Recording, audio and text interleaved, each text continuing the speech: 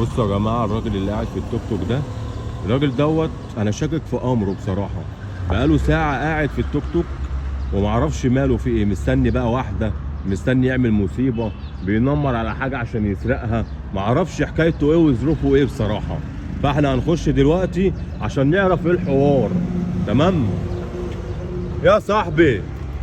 يا صاحبي ايه يا عم واقف بقالك ساعه كده؟ هو في إيه يا صاحبي؟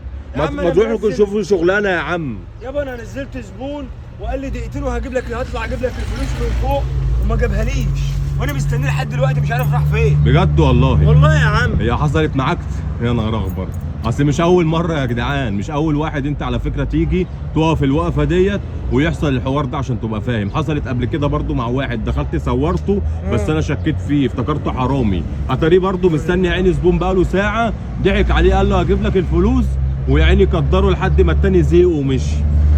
يا عم انا بالنسبه لي ده مشوار عادي عادي، اكني ما طلعتوش، بس هو هيدخل فلوس حرام على عياله؟ في ناس ده نار بتقبل. داخل على عياله يا جدعان. في ناس بتقبل لا والله حول يا ولا اخويا، قوه الا بالله. والله في ناس بتقبل. معلش بقى يعوضك ربنا بقى.